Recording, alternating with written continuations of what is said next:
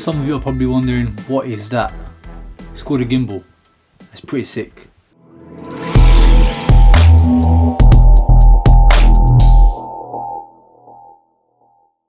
What's up everybody, welcome back to NTU, and yes, today we're looking at the Osmo Mobile 3 by DJI. DJI are basically a company who manufacture film production gear such as drones, action cams and gimbals.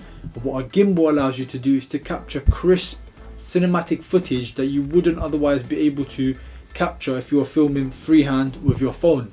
Now, even though most modern smartphones do come with built-in stabilization, it doesn't completely eliminate the jittering and the bounce and the shakiness that you get if you're filming freehand.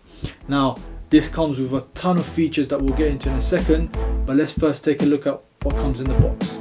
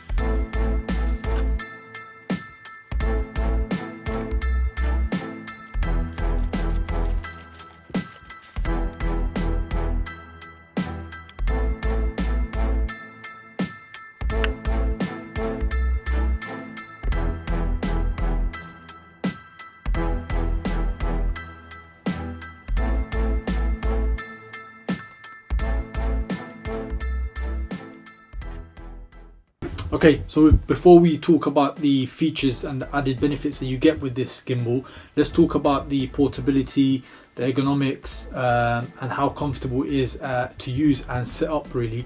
First of all, because it's foldable, it's really convenient and portable. Okay, so it hardly takes up any space in your bag, and it comes in this hard case for added protection if you opt for the combo pack. If you don't, then it just comes in the pouch that comes with it. But the point is, it's really portable, it doesn't take up space, very lightweight, and for the features and the benefits that it will add to your shoot, it's a really good tool to take out with you. In terms of setting it up, it comes folded like this. You open it up, it tells you at the top which way your camera should be facing, or that's a sticker which you can remove. Literally grab your phone, stick it in there, make sure it's just tight, and recenter it to make sure that the balance of the phone is correct. If your phone is not balanced properly, it does use more battery life, because obviously it's putting more strain on the motors to keep it centered or to keep it balanced, right? So it's very important to do that. And that's it. The gimbal is now on. Let me just turn it off very quickly. I've just turned it off, and this is how easy it is to sort of pack away once you're done with a shoot. Take your phone out and it literally folds back in. And obviously, as I said before, if you do get the hard case, it does give you the added benefit of the extra protection in case you drop your bag or something like that. Now, in terms of the ergonomics of the gimbal, it's very nice, because it's that the handles is sort of perfectly proportioned for someone like me who's got average size hand. What you'll notice as well is the handle is not directly coming sort of down from the motors at the top. It's slightly angled at 15 degrees towards the user, which means that you're not really adding a lot of strain when you are filming for a long time, for a couple of hours. It's just much easier to hold than if it were straight sort of down from the gimbal itself at the top. So yeah, in terms of folding it, literally just like that, goes in and you're done. So that's the portability, ergonomics and the ease of use. As you can see, very easy and simple to set up. Now you can take this straight out of the box and use it as a normal gimbal, as you would to sort of stabilize your footage using the built-in camera application that you have on your phone. However, to get the best out of the gimbal and actually to be able to use the buttons on it, you do need to download the DJI application, which is available on both Android and iOS, and that will give you full control using the buttons here, and it will give you full access to the features that come with this gimbal.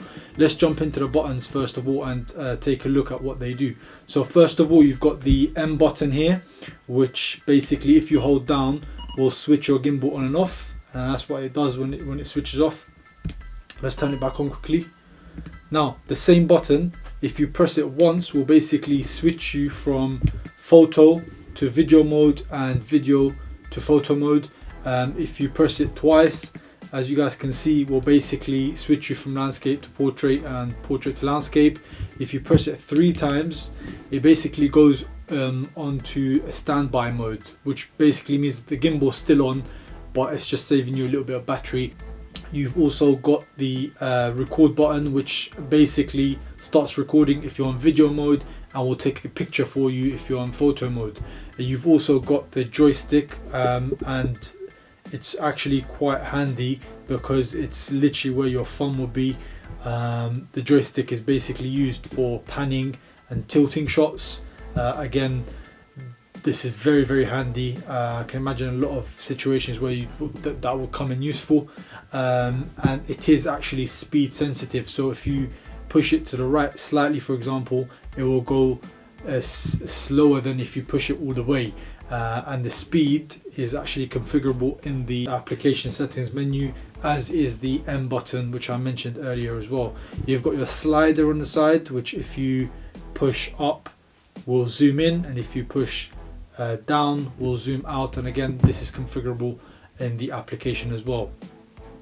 You've got your trigger button at the back, which if you press once will basically focus on the subject in the center of the image, and it will start tracking. I'll show you an example of that in a second.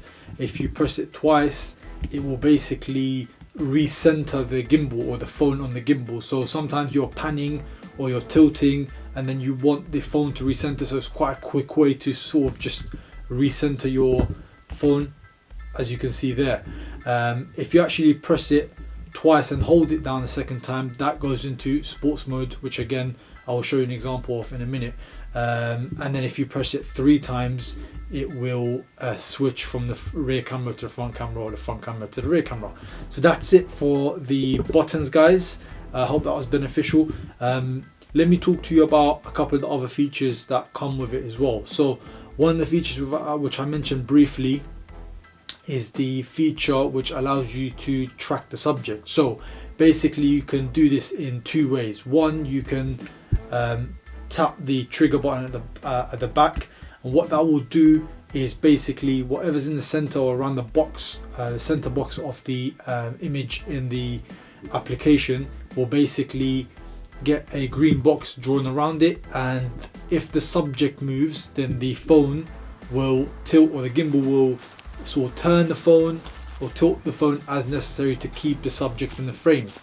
If you start moving the gimbal will also turn to keep the subject in the frame. I mean, now obviously there's a limitation to that. If the subject goes completely out of the picture, is moving really, really fast, the gimbal doesn't sort of keep up with it, but it does a good job from my experience at keeping the subject in the frame.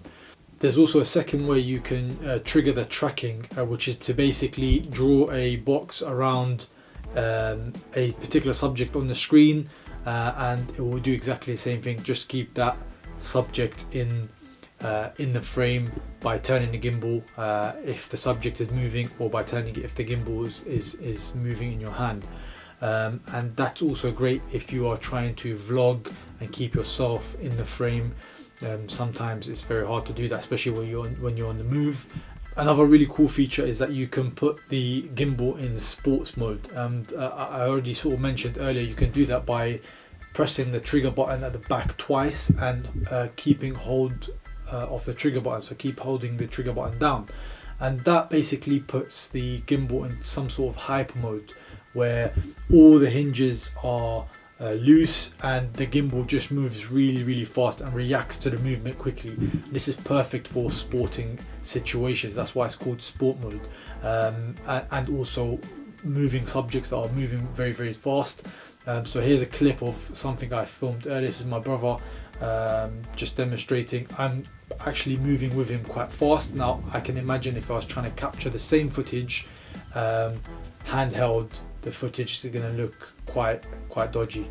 Another really cool feature is the multi-point time lapse. Now we all know what time lapses are. They're really useful for capturing the movement of time, but most cameras come with a single point. So you would set your camera up, or you'd set your phone up on a tripod, and that will record a time lapse of a particular time and reduce that into a 30-second, 40-second, or a minute video, for example, right? That's really nice. But what the gimbal allows you to do is to capture multi-point time lapse. So you basically, as you can see here, you can select different points, move the gimbal using the slider, select a point and move it again, select another point, and then once you've selected all your points, you start, and then the gimbal will start from the original point and make its way to the last point that you basically selected. And that's really nice because it's recording the movement of time, but it's actually moving to different points at the same time. That's it from me, guys. Thank you so much for sticking around to the end. If you did like the video and find it beneficial, don't forget to smash the like button below, and do subscribe to the channel if you haven't done so already, for a lot more content coming your way. Thank you again, and see you in the next one. Peace.